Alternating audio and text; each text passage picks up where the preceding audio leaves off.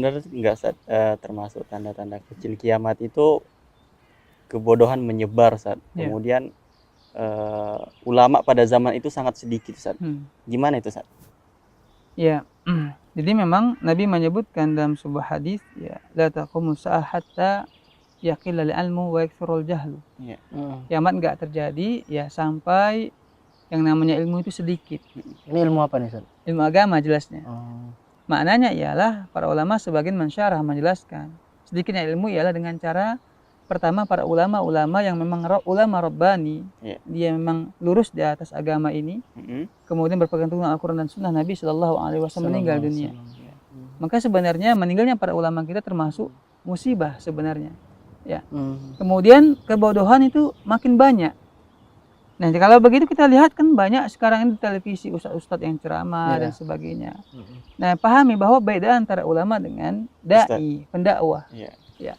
Karena ulama itu dia bisa memahami masalah kondisi umat. Dia memahami Al-Quran dan hadis Nabi Shallallahu Alaihi Wasallam.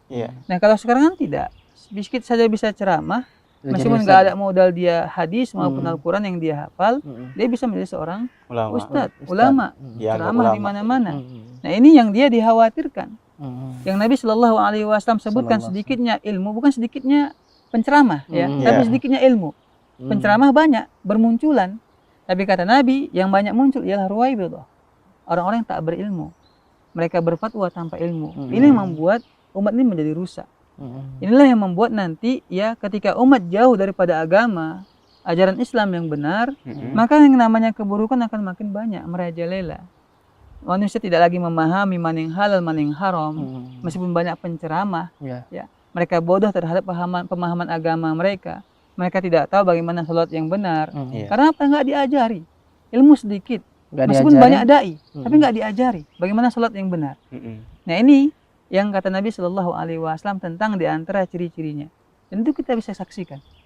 Bagaimana umat Islam yang banyak pada saat sekarang ini, tapi tak mengetahui masalah agamanya. Sampai-sampai pernah ya ada sebuah eksperimen dilakukan, ditanya tentang masalah rukun Islam, rukun iman, anak-anak muda kita, mereka tidak tahu. Tapi ketika ditanya masalah duniawi, gitu, mereka tahu. Dengan begitu mudahnya mereka bisa menjawab. Ini diantara ciri-cirinya juga, tanda-tandanya juga ini. Ya bagaimana kiamat makin dekat dengan kita, seperti itu. Ya, Ustaz, dulu ini Ustaz di zaman Rasulullah SAW ketika Rasulullah wafat Ustaz, disebutkan juga bahwasanya itu tanda kecil kiamat Ustaz ya, terputusnya risalah. Benar. Kenapa begitu Ustaz? Ya tentunya, ya tadi ketika Nabi diutus merupakan tanda kiamat juga. Nabi meninggal juga merupakan tanda kiamat. Karena ketika itu wahyu sudah terputus. Ya ada lagi ya manusia yang mendapatkan wahyu dari Allah Subhanahu Wa Taala. Kemudian Nabi Shallallahu Alaihi Wasallam mengatakan, aku tinggalkan kepadakan dua perkara. Dua perkara inilah yang akan menjadikan pedoman bagi hidup kita. Nah, kenapa bisa dikatakan tanda hari kiamat? Ya, meninggal Nabi Shallallahu Alaihi Wasallam jelas. Kalau dahulu, ketika Nabi masih hidup, ada umat Islam yang salah berbuat, langsung Nabi peringati, Nabi nasihati.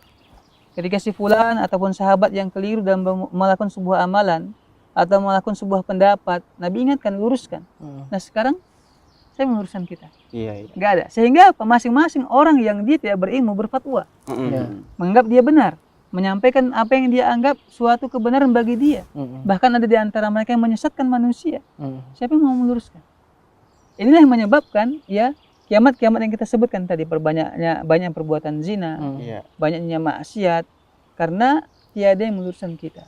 Dan masing-masing ulama-ulama ataupun para penyeru kepada kesesatan, ya kesalahan, kekeliruan yang tidak sesuai dengan Al-Quran dan Sunnah itu begitu gencar menyampaikan dakwah mereka, tapi keliru. Ya, ini yang kita khawatirkan ketika ya kaum muslimin tidak belajar dengan ilmu yang benar, ilmu syar'i yang berdasarkan Al-Quran hadis Nabi Shallallahu Alaihi Wasallam, yang muncul hanyalah kejahilan, kesalahan dalam beribadah kepada Allah. Selanjutnya Ustaz, disebutkan juga bahwasanya bulan ini pernah terbelah Ustaz ya, terbelahnya bulan gitu. Termasuk tanda-tanda kiamat kecil juga Ustaz. Benar. Nah, Allah mengatakan tentang ya penekanan kepada kita bahwa bulan pernah terbelah. Pernah terbelah, Ustaz. Dalam Al-Quran, ya Allah Subhanahu wa taala menyebutkan iqtarabatis sa'atu wan syaqqal qamar. Allah menggandengkan antara dekatnya hari kiamat dengan terbelahnya bulan. Iya. Sungguh telah dekat hari kiamat dan bulan pernah terbelah, sudah terbelah. Itu pada masa Nabi Shallallahu alaihi wasallam. Ketika orang-orang Quraisy memaksa Nabi, kalau kamu sebagai Nabi, tunjukkan mana buktinya, mana mukjizatmu. Maka Nabi Shallallahu Alaihi Wasallam menyampaikan wahyu dari Allah, sampaikan kepada mereka bahwa bulan akan terbelah. Memang betul terbelah. Ya ketika itu, bahwa bulan itu terbelah, ya satu di sebelah sana dan satu di sebelah sana. Iya. Orang-orang Quraisy mengatakan, nah ini sihirnya ini, Iya. nggak betul ini. Tapi ketika itu datanglah sebuah kafilah ataupun seorang musafir, ya orang musafir dari negara lain. Dia tanya, apakah pada malam ini dan malam ini ya kalian melihat bulan terbelah? Iya. Kami melihat pada malam tersebut yang kalian sebutkan tanggal dan waktunya, memang bulan sedang terbelah waktu itu.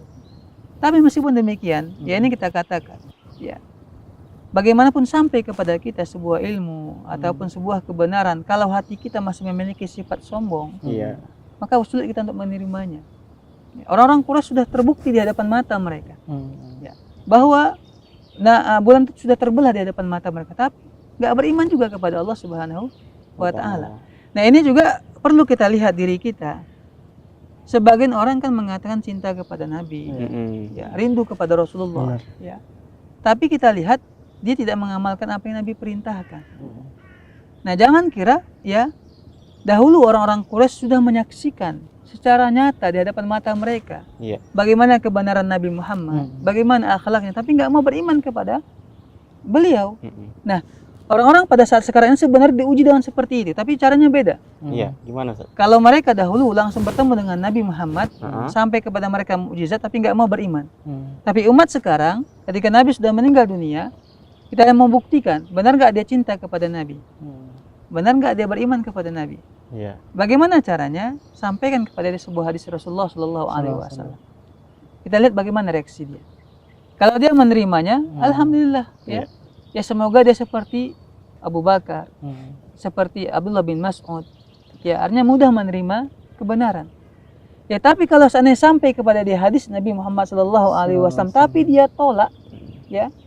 Nah ini berarti pengakuan dia cinta kepada Nabi itu bohong, nggak benar, begitu. Padahal Al-Quran itu juga mukjizat yang kekal, Ustaz, ya, yang dari zaman Rasulullah SAW mukjizat sampai terbesar. sekarang. Al-Quran merupakan mukjizat terbesar Nabi Muhammad Shallallahu Alaihi Wasallam.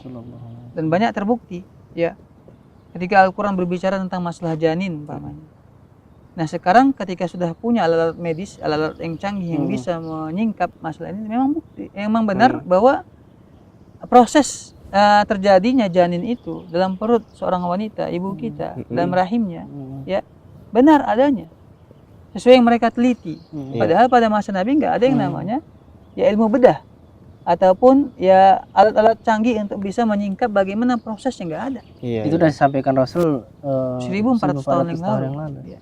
Dan sekarang baru mereka buktikan. Iya. Dah Al-Quran merupakan mukjizat dan banyak sekali ya ketika Al-Quran menceritakan tentang dua laut atau antara laut dengan sungai yang akan mungkin bisa bersatu, terbukti memang ada. Ketika Al-Quran bercerita tentang masalah bintang, tentang masalah bumi, ya, dan terbukti pada saat sekarang ini ketika ya manusia sudah mulai makin modern, canggih alat-alat mereka, dan mereka bisa buktikan pada saat sekarang ini. Tapi sekali lagi terkadang ya karena kesombongan, tak mau menerima kebenaran Al-Quran maupun Nabi Shallallahu Alaihi Wasallam. Ustaz, saya juga pernah dengar nih, Ustaz, dari salah satu guru saya waktu di sekolah dulu, katanya termasuk tanda-tanda kiamat itu ada penyakit yang tidak bisa ditemukan obatnya, Ustaz. Termasuk penyakit yang masih hangat sampai sekarang itu seperti AIDS gitu, Ustaz. Benar nggak nih, Ustaz? Wallahu taala alam. Ya bisa jadi maknanya ataupun maksudnya ialah penyakit AIDS tadi, tidak semua penyakit. Iya. Tapi Nabi memang menjelaskan bahwa ketika banyaknya perzinahan, itu akan muncul sebuah penyakit. Oh gitu, Ustaz. Ya. Dan memang terbukti yang saat sekarang ini di antara penyebab penyakit AIDS ialah perzinahan tadi. Ya. Nah, adapun penyakit secara umum Nabi sudah menjelaskan, ya, ma anzalallahu da'an illa anzala ma'ahu syifaan, dawaan. Tidaklah Allah menurunkan penyakit kecuali Allah turunkan juga bersama penyakit tersebut ada obat penawarnya. Itu kata Nabi Shallallahu Alaihi Wasallam. Tapi penyakit yang dimaksudkan tadi ialah penyakit yang memang ditimbulkan karena maksiat. Ya, perzinahan tadi yang merupakan dosa besar di sisi Allah Subhanahu wa Ta'ala.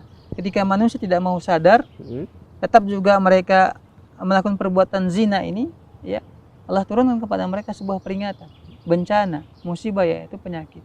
Ya AIDS, ya sifilis dan sebagainya. Jadi sudah begitu dekatnya Ustaz ya kiamat ini Ustaz ya. Sangat dekat. Jadi Allah. Nah, ya emang kita harus butuh persiapan amal. Maka ketika Nabi menceritakan kepada kita tentang kiamat, beliau selalu mengatakan badiru bil a'mal. Persiapan diri kita untuk menghadapi kiamat dengan cara beramal. Ya. Kadang orang hanya tahu saja tapi nggak meningkatkan amalan dia. Nggak meningkatkan ya ibadah dia kepada Allah. Ini sebuah kekeliruan. Yang ada nanti kelak adalah penyesalan. Ya, ketika terjadi hari kiamat, wah sudah terjadi nih kiamat. Aku belum siap, amalanku masih sedikit, ya. Tapi nggak bisa lagi balik ke dunia, ya, karena dunia sudah hancur. Ya. Beramal maksudnya. Beramal. Beramal.